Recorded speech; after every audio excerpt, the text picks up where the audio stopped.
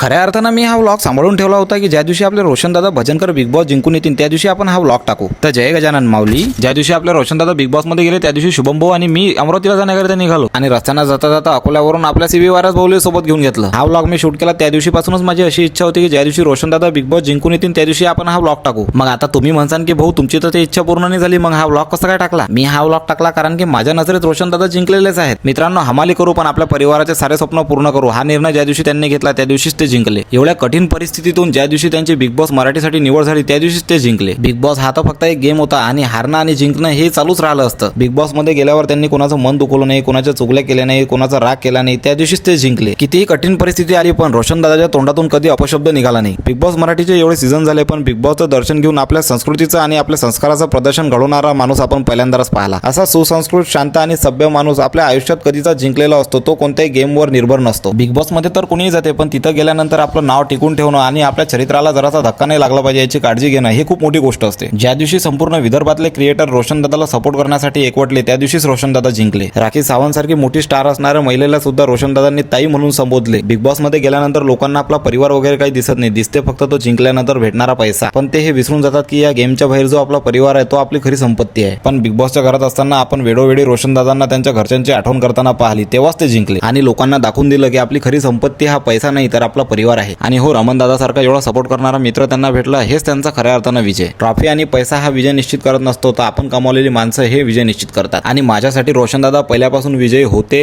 आहेत आणि राहतील. समर्थ सद्गुरू श्री गजानन महाराजांच्या कृपेने ते बिग बॉस मध्ये गेले, त्यांचं आयुष्य बदललं आणि कष्टाने भरलेलं त्यांचं जीवन महाराजांच्याच कृपेने यापुढे सुखकर होईल ही सदिच्छा. आपण भेटू पुढच्या व्हिडिओमध्ये. तेव्हापर्यंत न चिंता रहे न भय. बोलो गजानन महाराज की जय.